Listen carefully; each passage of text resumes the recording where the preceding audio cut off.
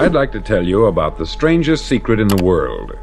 Not long ago, Albert Schweitzer, the great doctor and Nobel Prize winner, was being interviewed in London, and a reporter asked him, "Doctor, what's wrong with men today?" The great doctor was silent a moment, and then he said, "Men simply don't think." And it's about this that I want to talk with you. We live today in a golden age. This is an era that man has looked forward, dreamed of, and worked toward for thousands of years. But since it's here, we pretty well take it for granted. We in America are particularly fortunate to live in the richest land that ever existed on the face of the earth, a land of abundant opportunity for everyone. But do you know what happens? Let's take 100 men who start even at the age of 25. Do you have any idea what will happen to those men by the time they're 65? These 100 men who all start even at the age of 25 believe they're going to be successful. If you asked any one of these men if he wanted to be a success, he'd tell you that he did.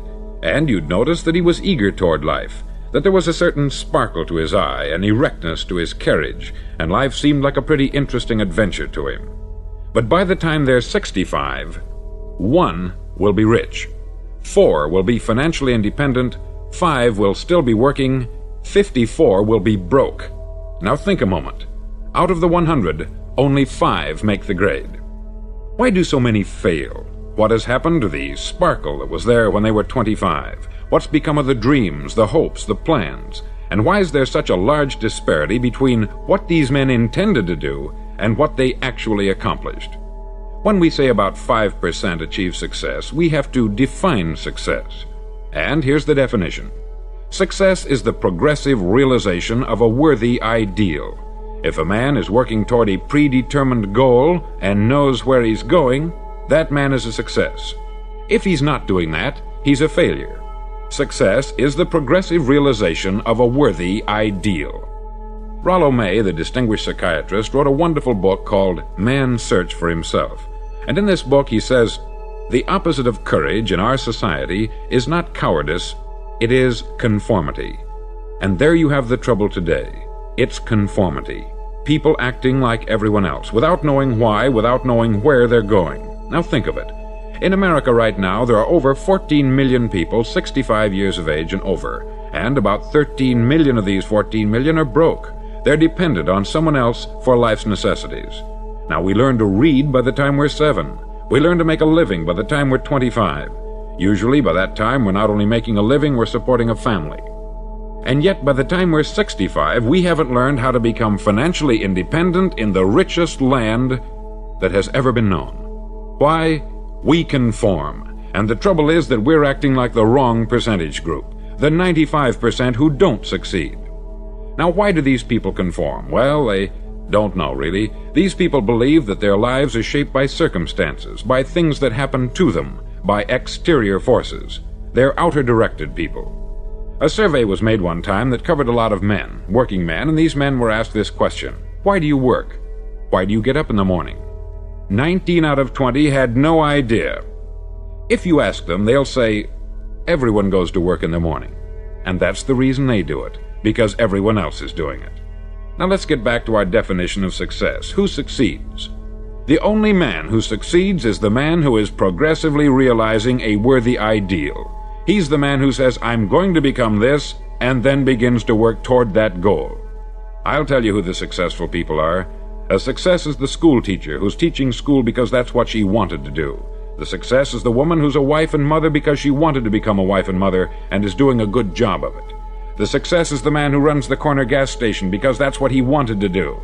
The success is the successful salesman who wants to become a top-notch salesman and grow and build with his organization.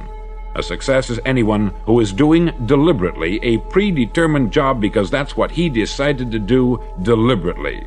But only 1 out of 20 does that. That's why today there isn't really any competition unless we make it for ourselves. Instead of competing, all we have to do is create. Now for 20 years I looked for the key which would determine what would happen to a human being. Was there a key I wanted to know which would make the future a promise that we could foretell to a large extent? Was there a key that would guarantee a person's becoming successful if he only knew about it and knew how to use it? Well, there is such a key, and I've found it. Have you ever wondered why so many men work so hard and honestly without ever achieving anything in particular, and others don't seem to work hard and yet seem to get everything? They have the magic touch. You've heard them say that about someone. Everything he touches turns to gold. And have you ever noticed that a man who becomes successful tends to continue to become successful, and on the other hand, have you noticed how a man who is a failure tends to continue to fail? It's because of goals. Some of us have them, some don't. People with goals succeed because they know where they're going. Now think of a ship leaving a harbor, and think of it with the complete voyage mapped out and planned. The captain and crew know exactly where it's going and how long it will take. It has a definite goal. 9,999 times out of 10,000 it will get to where it started out to get. Now let's take another ship, just like the first, only let's not put a crew on it, or a captain at the helm. Let's give it no aiming point, no goal, no destination. We just start the engines and let it go. I think you'll agree with me that if it gets out of the harbor at all, it will either sink or wind up on some deserted beach a derelict. It can't go any place because it has no destination and no guidance. It's the same with a human being. Take the salesman, for example. There is no other person in the world today with the future of a good salesman. Selling is the world's highest paid profession, if we're good at it and if we know where we're going. Every company needs top-notch salesmen, and they reward those men. The sky is the limit for them. But how many can you find? Someone once said, the human race is fixed, not to prevent the strong from winning, but to prevent the weak from losing. The American economy today can be likened to a convoy in time of war.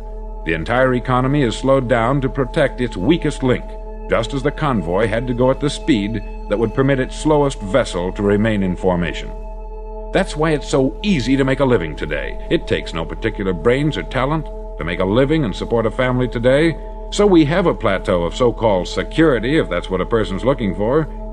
But we do have to decide how high above this plateau we want to aim for. Now let's get back to the strangest secret in the world, the story that I wanted to tell you today. Why do men with goals succeed in life, and men without them fail? Well, let me tell you something which, if you really understand it, will alter your life immediately. If you understand completely what I'm going to tell you from this moment on, your life will never be the same again. You'll suddenly find that good luck just seems to be attracted to you. The things you want just seem to fall in line. And from now on, you won't have the problems, the worries, the gnawing lump of anxiety that perhaps you've experienced before. Doubt, fear, well, they'll be things of the past. Here's the key to success, and the key to failure. We become what we think about. Now let me say that again. We become what we think about. Throughout all history, the great wise men and teachers, philosophers and prophets have disagreed with one another on many different things. It is only on this one point that they are in complete and unanimous agreement. Listen to what Marcus Aurelius, the great Roman emperor, said. He said, "A man's life is what his thoughts make of it." Disraeli said this, "Everything comes if a man will only wait. I have brought myself by long meditation to the conviction that a human being with a settled purpose must accomplish it, and that nothing can resist a will that will stake even existence for its fulfillment." Ralph Waldo Emerson said this, "A man is what he thinks about all day long." William James said, "The greatest discovery of my generation is that human beings can alter their lives by altering their attitudes of mind." And he also said, "We need only in cold blood act as if the thing in question were real, and it will become infallibly real by growing into such a connection with our life that it will become real. It will become so knit with habit and emotion that our interest in it will be those which characterize belief." He also said this, "If you only care enough for a result, you will almost certainly attain it. If you wish to be rich, you will be rich. If you wish to be learned, you will be learned. If you wish to be good, you will be good. Only you must then really wish these things, and wish them exclusively, and not wish at the same time 100 other incompatible things just as strongly." In the Bible you read, in Mark 9:23, "If thou canst believe, all things are possible to him that believeth." Dr. Norman Vincent Peale said this, "This is one of the greatest laws in the universe. Fervently do I wish I had discovered it as a very young man. It dawned upon me much later in life, and I've found it to be one of the greatest, if not my greatest discovery, outside of my relationship to God. And the great law, briefly and simply stated, is that if you think in negative terms, you'll get negative results. If you think in positive terms, you will achieve positive results. That is the simple fact which is at the basis of an astonishing law of prosperity and success. In 3 words, believe and succeed. William Shakespeare put it this way: "Our doubts are traitors, and make us lose the good we oft might win, by fearing to attempt." George Bernard Shaw said, "People are always blaming their circumstances for what they are. I don't believe in circumstances. The people who get on in this world are the people who get up and look for the circumstances they want, and if they can't find them, make them." Well, it's pretty apparent, isn't it? And every person who discovered this for a while believed that he was the first one to work it out. We become what we think about.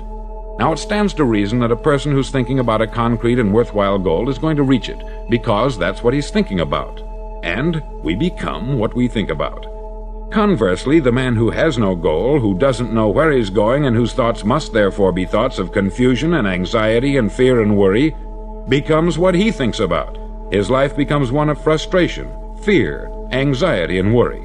And if he thinks about nothing, he becomes nothing. Now, how does it work? Why do we become what we think about? Well, I'll tell you how it works as far as we know. Now, to do this, I want to tell you about a situation that parallels the human mind. Suppose a farmer has some land, and it's good, fertile land. Now, the land gives the farmer a choice. He may plant in that land whatever he chooses. The land doesn't care. It's up to the farmer to make the decision. Now, remember, we're comparing the human mind with the land, because the mind, like the land, doesn't care what you plant in it. It will return what you plant, but it doesn't care what you plant. Now, let's say that the farmer has 2 seeds in his hand. One is a seed of corn, the other is nightshade, a deadly poison. He digs 2 little holes in the earth and he plants both seeds, one corn, the other nightshade. He covers up the holes, waters, and takes care of the land, and what will happen? Invariably, the land will return what is planted. As it's written in the Bible, "As ye sow, so shall ye reap." Remember, the land doesn't care. It will return poison in just as wonderful abundance as it will corn. So up come the 2 plants, one corn, one poison. Now, the human mind is far more fertile, far more incredible and mysterious than the land, but it works the same way.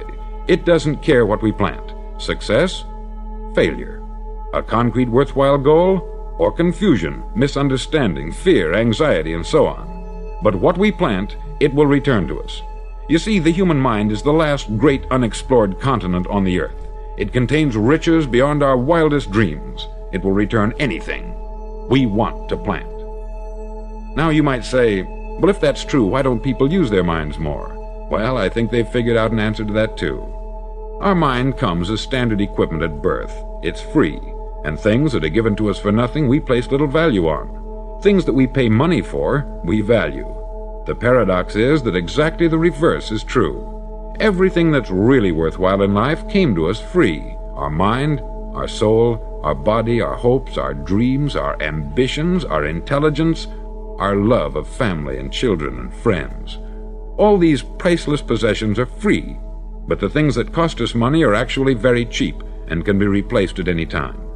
A good man can be completely wiped out and make another fortune. He can do that several times. Even if our home burns down, we can rebuild it, but the things we got for nothing, we can never replace. The human mind isn't used merely because we take it for granted. Familiarity breeds contempt. It can do any kind of job we assign to it, but generally speaking, we use it for little jobs instead of big important ones. Universities have proved that most of us are operating on about 10% of our abilities. Decide now, what is it you want? Plant your goal in your mind. It's the most important decision you'll ever make in your entire life. Do you want to be an outstanding salesman, a better worker at your particular job? Do you want to go places in your company, in your community? All you've got to do is plant that seed in your mind. Care for it. Work steadily toward your goal, and it will become a reality. It not only will, there's no way that it cannot. You see, that is a law, like the laws of Sir Isaac Newton, the laws of gravity. If you get on top of a building and jump off, you'll always go down. You'll never go up. And it's the same with all the other laws of nature. They always work, they're inflexible. Think about your goal in a relaxed, positive way. Picture yourself in your mind's eye as having already achieved this goal. See yourself doing the things you will be doing when you've reached your goal. Ours has been called the phenobarbital age, the age of ulcers and nervous breakdowns. At a time when medical research has raised us to a new plateau of good health and longevity, far too many of us worry ourselves into an early grave trying to cope with things in our own little personal ways, without learning a few great laws that will take care of everything for us. These things we bring on ourselves through our habitual way of thinking. Every one of us is the sum total of his own thoughts. He is where he is because that is exactly where he really wants to be, whether he'll admit that or not. Each of us must live off the fruit of his thoughts in the future, because what you think today and tomorrow, next month and next year, will mold your life and determine your future. You're guided by your mind. I remember one time I was driving through Arizona and I saw one of those giant earth-moving machines roaring along the road at about 35 miles an hour with what looked like 20 tons of dirt in it, a tremendous, incredible machine, and there was a little man perched way up on top with the wheel in his hands guiding it. And as I drove along, I was struck by the similarity of that machine to the human mind. Just suppose you're sitting at the controls of such a vast source of energy. Are you going to sit back and fold your arms and let it run itself into a ditch? Or are you going to keep both hands firmly on the wheel and control and direct this power to a specific, worthwhile purpose? It's up to you. You're in the driver's seat.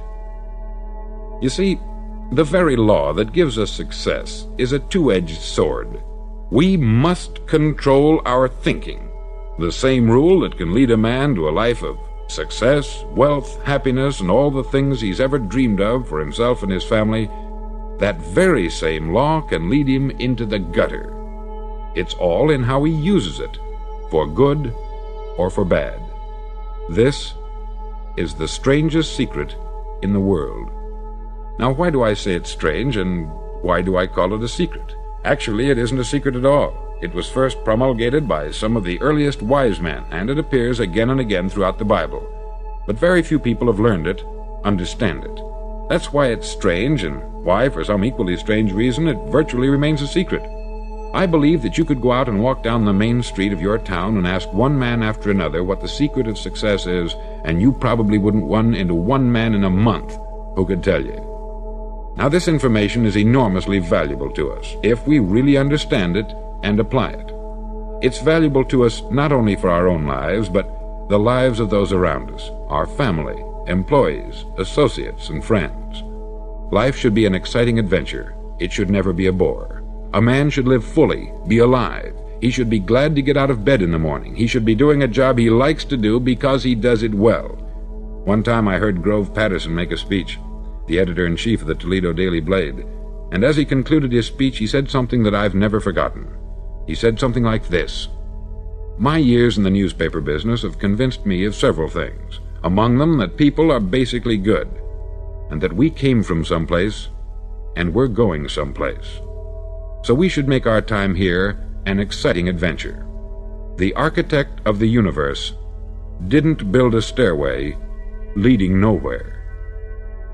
And the greatest teacher of all, the carpenter from the plains of Galilee, gave us the secret time and time again. As ye believe, so shall it be done unto you." I've explained the strangest secret in the world and how it works. Now I want to explain how you can prove to yourself the enormous returns possible in your own life by putting this secret to a practical test. I want you to make a test that will last 30 days. Now, it isn't going to be easy. If you'll give it a good try, it will completely change your life for the better. Back in the 17th century, Sir Isaac Newton, the English mathematician and natural philosopher, gave us some natural laws of physics which apply as much to human beings as they do to the movement of bodies in the universe. Now, one of these laws is that for every action, there is an equal and opposite reaction. Simply stated, as it applies to you and me, it means we can achieve nothing without paying the price. The results of your 30-day experiment will be in direct proportion to the effort you put forth. To be a doctor, you must pay the price of long years of difficult study. to be successful in selling, and remember that each of us succeeds to the extent of his ability to sell, selling our families on our ideas, selling education in schools, selling our children on the advantages of living the good and honest life, selling our associates and employees on the importance of being exceptional people, to, of course, the profession of selling itself. But to be successful in selling our way to the good life, we must be willing to pay the price. Now, what is that price? Well, it's many things. First, it's understanding emotionally, as well as intellectually, that we literally become what we think about, that we must control our thoughts if we're to control our lives. It's understanding fully that, as ye sow, so shall ye reap. Secondly, it's cutting away all the fetters from the mind and permitting it to soar as it was divinely designed to do. It's the realization that your limitations are self-imposed, and that the opportunities for you today are enormous beyond belief. It's rising above narrow-minded pettiness and prejudice. Thirdly, to use all your courage to force yourself to think positively on your own problem, to set a definite and clearly defined goal for yourself, to let your marvelous mind think about your goal from all possible angles, to let your imagination speculate freely upon many different possible solutions, to refuse to believe there are any circumstances sufficiently strong to defeat you in the accomplishment of your purpose, to act promptly and decisively when your course is clear, and to keep constantly aware of the fact that you are, at this moment, standing in the middle of your own acre of diamonds, as Russell Conwell used to point out. Fourth, save at least 10% of what you earn. It's also remembering that no matter what your present job, it has enormous possibilities if you're willing to pay the price. Now let's just go over the important points in the price each of us must pay to achieve the wonderful life that can be ours. It is, of course, worth any price. 1. You will become what you think about. 2. Remember the word imagination. Let your mind soar. 3. Courage. Concentrate on your goal every day. 4. Save 10% of what you earn.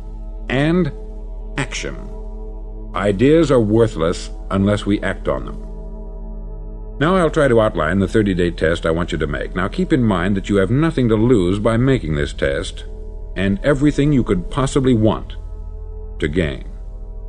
There are two things that may be said of everyone. Each of us wants something, and each of us is afraid of something. I want you to write on a card what it is you want more than anything else. It may be more money. Perhaps you'd like to double your income or make a specific amount of money. It may be a beautiful home. It may be success at your job. It may be a particular position in life. It could be a more harmonious family. Each of us wants something. Write down on your card specifically what it is that you want. Make sure it's a single goal and clearly defined. You needn't show it to anyone, but carry it with you so that you can look at it several times a day. Think about it in a cheerful, relaxed, positive way each morning when you get up, and immediately you have something to work for, something to get out of bed for, something to live for. Look at it every chance you get during the day and just before going to bed at night. As you look at it, remember that you must become what you think about, and since you're thinking about your goal, you realize that soon it will be yours.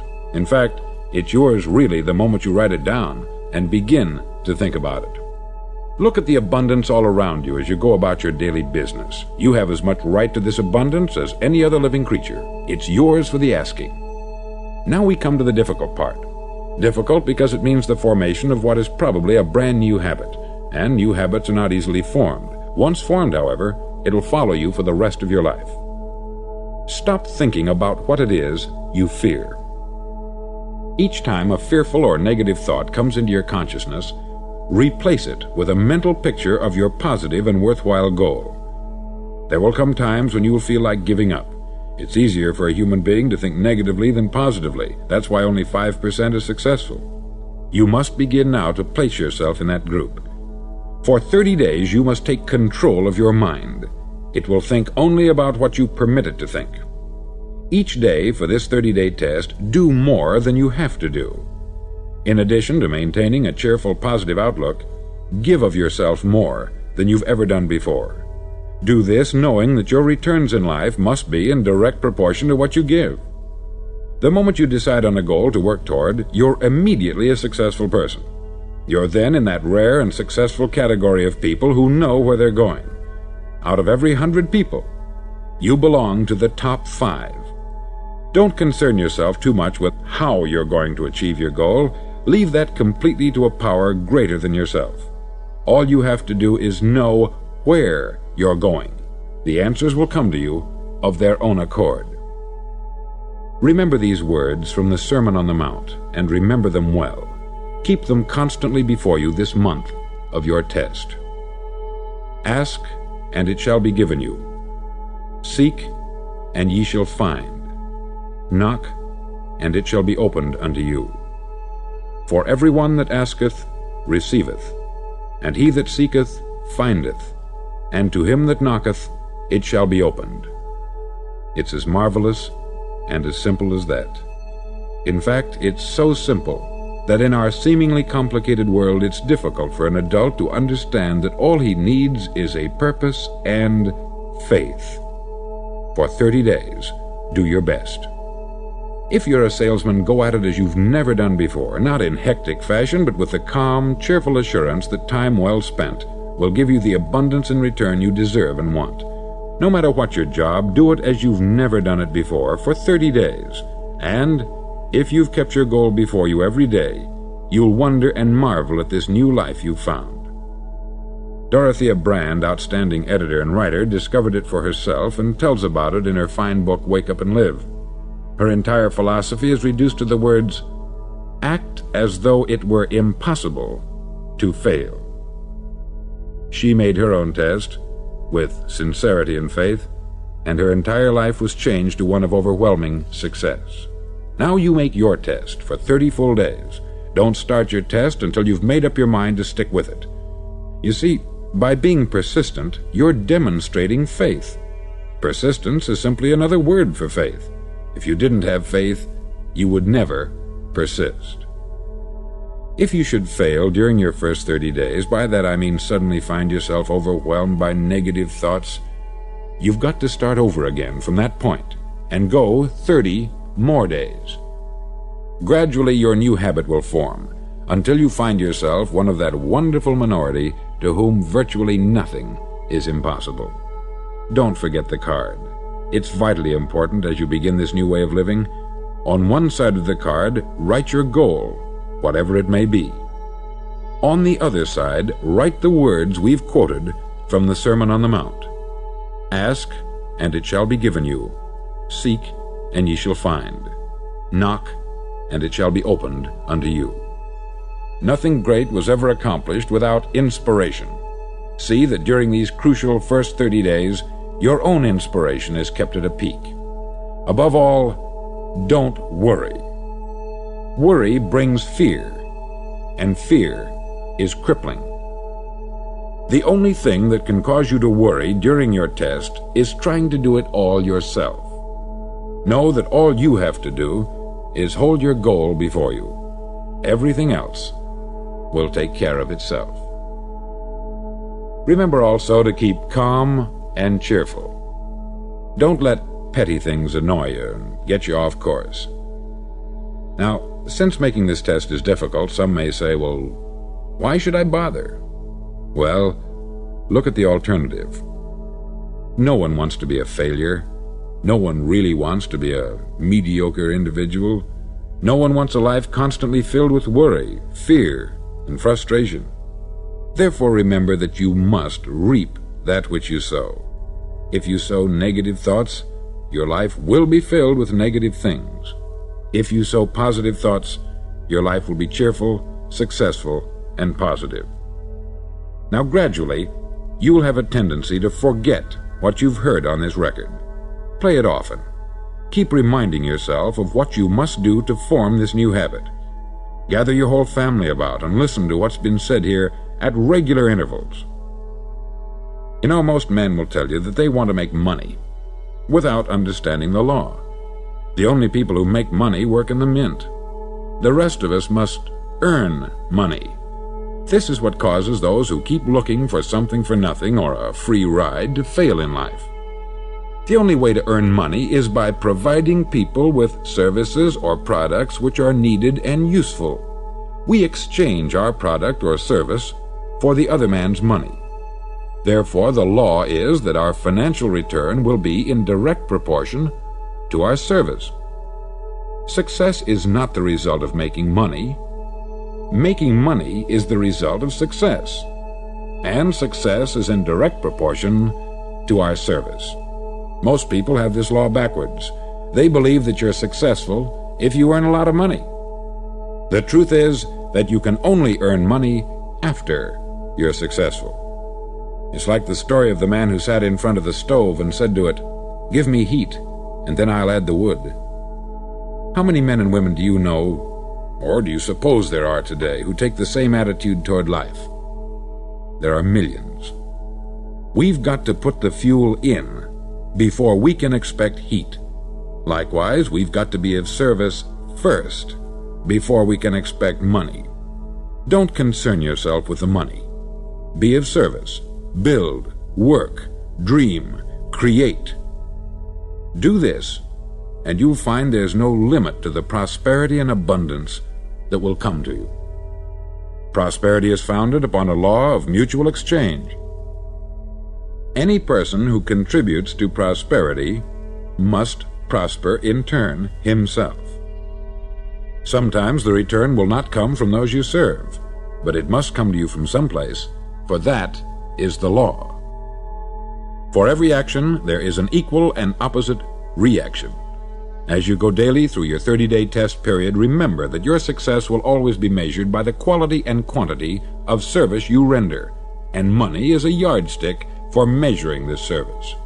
No man can get rich himself unless he enriches others. There are no exceptions to a law. You can drive down any street in America and from your car estimate the service that's being rendered by the people living on that street. Had you ever thought of this yardstick before? It's interesting. Some, like ministers and priests and other devoted people, measure their returns in the realm of the spiritual, but again, their returns are equal to their service. Once this law is fully understood, any thinking person can tell his own fortune. If he wants more, he must be of more service to those from whom he receives his return. If he wants less, he has only to reduce this service. This is the price you must pay for what you want. If you believe you can enrich yourself by deluding others, you can only end by deluding yourself. It may take some time, but just as surely as you breathe, you'll get back what you put out.